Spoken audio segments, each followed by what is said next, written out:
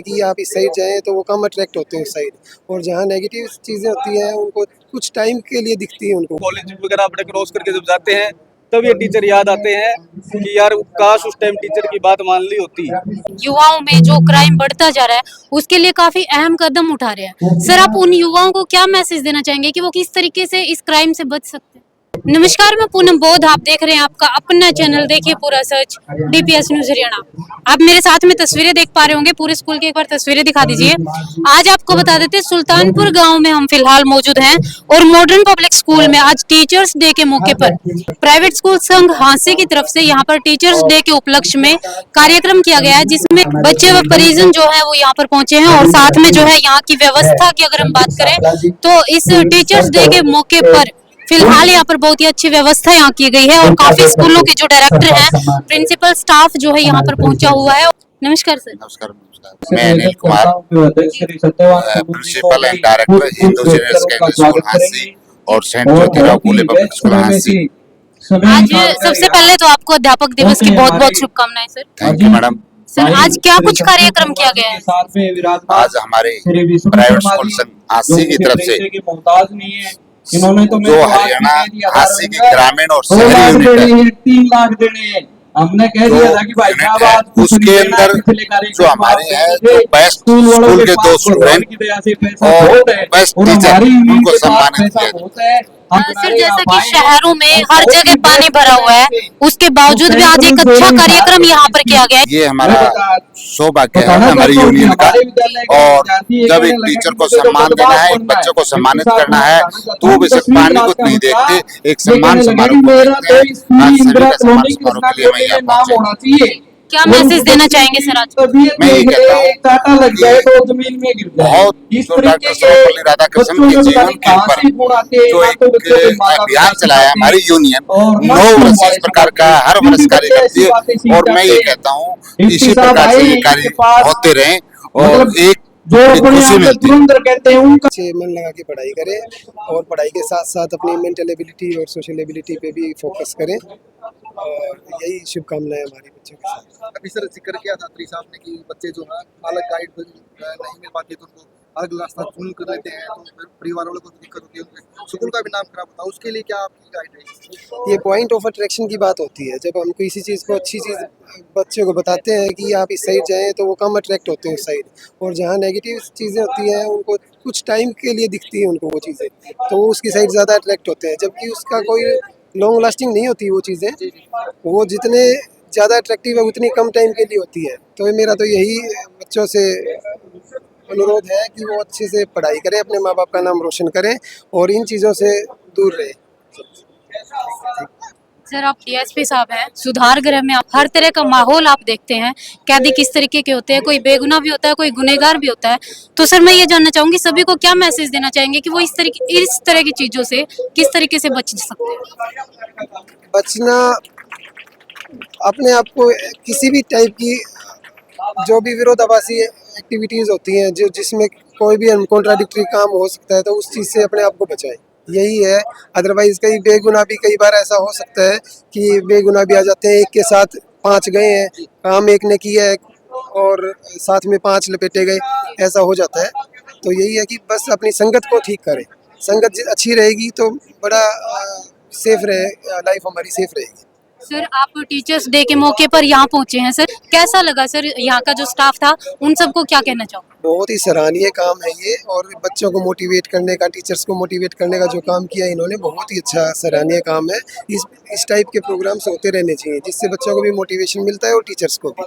ये teacher school छोड़ दे या ये टीचर आज छुट्टी मार ले, बट जब कल को बच्चे अपनी शिक्षा ग्रहण करके बाहर निकलते हैं, कॉलेज वगैरह अपने क्रॉस करके जब जाते हैं, तब ये टीचर याद आते हैं कि यार काश उस टाइम टीचर की बात मान ली होती तो ये होता वो होता। तो इसलिए मैं तो यही कहना चाहूंगा कि वो काश जिंदगी में कभी नहीं होना चाहिए, और छोटे बच्चे जितने भी हैं उनसे यही मैं कहना चाहूंगा अपने टीचर का सम्मान कीजिए और जो बातें वो कहते हैं उनके ऊपर अमल करने का काम करें, और साथ ही साथ किसी भी डांट का या पिटाई का बच्चे बुरा ना माने उनको, बल्कि अदरवाइज ना लेकर के उसको आशीर्वाद के रूप में ग्रहण करने का काम करें।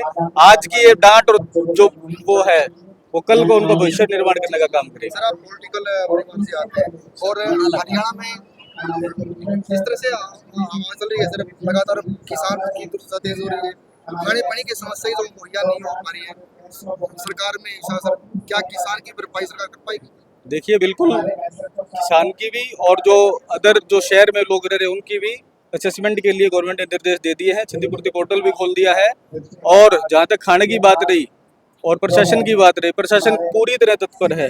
रात को 2-2, 3-3 बजे तक तो मेरी खुद की बात हुई है, परसों की मैं बात करूँ तो रात को 3 बजे जो है मोटरें लगा करके वीडियो साहब ने मेरे को वो भेजी हैं, तो सारी जगह लगे हुए हैं। कल मैं भी नलवा और बरवाड़ा के हर गांव में लगभग जहाँ जहाँ दिखते आ रही है लगभग एक बार मैं सब में जाके आया हूँ, और अभी भी मैं कुछ गाँव में अभी जाके आऊँगा। तो जितनी भी समस्या है मैं तो सबसे यही कहूँगा कि हम सब मिलकर के जब काम करेंगे तो इस समस्या से निजात पा ली जाएगी। और जैसे कि आपने मुआवजे की उसकी बात करी, तो मुआवजे के लिए भी क्षतिपूर्ति पोर्टल खोल दिया है किसानों के लिए, और जो नॉर्मल घरों में जो भी दिक्कत आ रही है उसकी भी असेसमेंट के लिए रेवेन्यू के अधिकारियों की ड्यूटी सरकार द्वारा लगा दी गई। टाइम सरकार बनाएगा मतलब सर ईमानदार सरकार है, और जनता ने कहीं ना कहीं इनको स्वीकार भी किया, लेकिन विपक्ष ने तंज कसा, हर कॉन्स्टिट्यूंसी के अंदर 1200 करोड़ रुपया काम हो चुका, लेकिन एक बार इसने उनकी पोल खोल दिए। भ्रष्टाचार की नींव के ऊपर बीजेपी की सरकार चल रही है। देखिए कुछ चीजें इंसान के बस की बात नहीं होती, और मैं विपक्षी पार्टियों के साथियों से यही कहना चाहूंगा कि राजनीति करने के लिए मुद्दे और बहुत हैं। ये चीज जो है प्राकृतिक आपदा है, इसके ऊपर ना कि कोई अग्रेसिव लोगों को करने का काम ना करके बजाय लोगों की सेवा करने का काम कीजिए। राजनीति के लिए मुद्दे और बहुत हैं, और भी बहुत टाइम है उसके लिए, चुनाव में भी बहुत टाइम है, तो वो मुद्दे आप अपने बात उठाते रहिए, लेकिन इस समय लोगों को ना भड़काकर ना भड़काने का काम ना करें, बल्कि उनकी सेवा करने का काम करें। अब जब यहाँ पर संबोधन कर रहे थे एक बात निकल के आई है कि देखिए संजय गंगवा जी अगले एमपी क्या आगाज हो चुका है?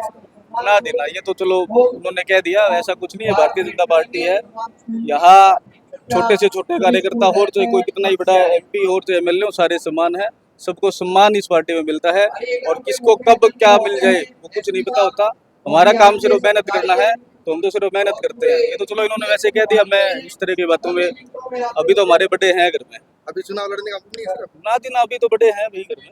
सर आपने पूरा कार्यक्रम देखा है, यहाँ की व्यवस्थाओं के बारे में क्या कहना चाहेंगे, किस तरीके का कार्यक्रम? देखिए बहुत सुंदर कार्यक्रम जो है पूरे जो आसी के हमारे प्राइवेट स्कूल से उन्होंने किया हुआ है, और ऐसे कार्यक्रम जरूरी भी हैं ताकि हमारी जो नई पीढ़ी है वो अपने संस्कारों से दूर ना हो, उसके अपनी जड़ों से जुड़ी रहे।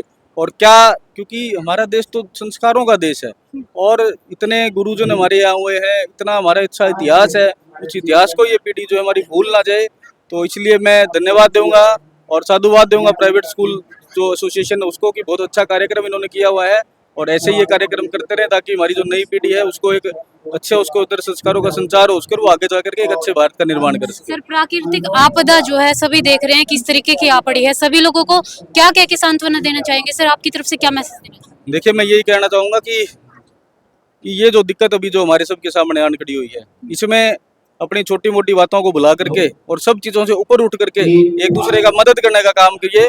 और मैं 100% ये कहता हूँ कि जब हम सारे मिलकर के काम करेंगे तो 100% इससे निजात पा लिया जाएगा। जी thank you sir. Teachers day के मौके पर आप पहुंचे हैं, क्या संदेश लेकर आए? देखिए जी, आज 5 सितंबर है, शिक्षा दिवस के रूप में हम हर वर्ष मनाते हैं। तो आज हम उन्हीं शिक्षकों को याद करते हैं जिनके अतुलनीय बलिदान योगदान से हमारा देश की नींव पड़ी हुई है। तो आज इस कार्यक्रम में यही हम शिक्षकों को बधाई देने आए थे, जिनके योगदान से छात्रों ने इतनी अच्छा परिणाम वो लेकर आए हैं। और आज का दिन केवल एक दिन ही नहीं, एक उत्सव है जिसको पूरे वर्ष निरंतर मनाना चाहिए ताकि शिक्षकों की हमारे देश में कमी ना हो। युवाओं में जो क्राइम बढ़ता जा रहा है उसके लिए काफी अहम कदम उठा रहे हैं। सर आप उन युवाओं को क्या मैसेज देना चाहेंगे कि वो किस तरीके से इस क्राइम से बच सकते हैं? देखिए, युवा हमारे देश की एक आधारशिला होती हैं, समय के साथ में वो बड़े होते हैं और देश के निर्माण में महत्वपूर्ण योगदान उनका रहता है। मगर जो बच्चे नशे की गिरफ्त में आते जा रहे हैं, तो मैं ये कहूँगा कि एक ये साइकिल की तरह है जिसमें हम सभी एक स्टेक होल्डर्स हैं। हमारी भी कुछ जिम्मेवारी है, वहाँ के जो उनके माता पिता हैं उनकी भी जिम्मेवारी है, जो शिक्षक हैं उनकी भी जिम्मेवारी है। तो सभी हम मिलके उन बच्चों की काउंसलिंग करें, उनको समझाएं, जो गलत रास्ते पकड़ चले गए तो उनको वापस हम सही डरे पे लेकर आए। और इसके साथ में एक हमारी कानून व्यवस्था बनाने का हमारा एक प्रयास है, जिसमें हम पुलिस विजिबिलिटी बढ़ाने की ओर एफर्ट कर रहे हैं। यहाँ पर साहब यानी मिला में अपने अलग गाँव में जागरूक किया। सिक्वेंसी के अंदर अभी तक कितने गाँव को नशा मुक्त कर पाए देखिए, नशे के लिए हमने करीब हर महीने डोर टू डोर सर्वे करते हैं और कई बच्चे ऐसे हैं कि जो डी एडिक्शन के लिए इलाज कराना चाहते हैं, तो हम हर महीने कम से कम 20 से 30 लोगों को, बच्चों का इलाज करवाते हैं। हम श्री सर्वेपल्ली राधाकृष्णन जी, जो हमारे देश के पूर्व राष्ट्रपति थे, बहुत ही बड़े दर्शन शास्त्र थे, मगर सबसे महत्वपूर्ण एक वो बहुत बड़े शिक्षक थे। तो उनको याद करते हुए आज का दिन हम सभी शिक्षकों को समर्पित करते हैं। और आज का दिन केवल एक दिन का एक दिवस नहीं है, ये एक उत्सव के रूप में हम सभी को पूरे वर्ष मनाना चाहिए, क्योंकि आज हम जो भी हैं वो हम सभी अपने शिक्षकों की देन है। हम सभी किसी न किसी विद्यालय से, किसी न किसी कॉलेज से पढ़कर आए हैं, और जो शिक्षा ने हमारे प्रोफेसर्स ने जो हमें शिक्षा दी है उसी के हम बनाए हुए व्यक्ति हैं। तो मैं ये कहना चाहूँगा कि जो शिक्षक होते हैं उनका काम केवल शिक्षा देना नहीं होता, उनका काम देश के निर्माण में भी होता है। वह एक विद्यार्थी को हर प्रकार की नॉलेज देते हैं, उसको समाज की जानकारी देते हैं, उसको संस्कृति की जानकारी देते हैं, उसकी एक आधारशिला बनाते हैं कि वह समय के साथ में जब ग्रहण करता है, अलग अलग जानकारी ग्रहण करता है, तो वह एक अच्छा महानुभाव बनता है, जो देश के डेवलपमेंट में, देश के जो उन्नति में आने वाले समय में एक बहुत ही विशेष योगदान देता है। तो मेरा मानना है कि जितने भी शिक्षक हैं वो केवल शिक्षक नहीं है, वो देश के निर्माण में एक बहुत ही महत्वपूर्ण स्तंभ है, और उनका योगदान बहुत ही अतुलनीय है और बहुत ही विशेष हमारे देश में है। और मैंने अभी पिछले 10 दिन पहले प्रकाशित एक एजुकेशन मिनिस्ट्री की रिपोर्ट पढ़ी थी, जिसमें मेरे को ये ज्ञान हुआ कि हमारे देश में वर्तमान में 1 करोड़ से अधिक शिक्षक हैं। इसका मतलब कि समय के साथ में हमारे शिक्षकों की संख्या बढ़ते जा रही है, तो इससे से ज़्यादा विद्यार्थी, ज़्यादा से ज़्यादा छात्र शिक्षा ग्रहण कर पाएंगे, और जितना शिक्षा वो ग्रहण करेंगे उतना ही मजबूत हमारा देश बनेगा। तो मैं चाहूँगा कि सभी शिक्षकों के लिए एक बार सभी एक जोरदार ताली बजाएं। और मैं ये बताना चाहूँगा कि हमारे जो देश की संस्कृति है, तो गुरु शिष्य की एक परंपरा शुरू से रही है। हजारों साल पहले भी वही एक परंपरा चलती थी, और आज भी वो वैसी चलती आ रही है।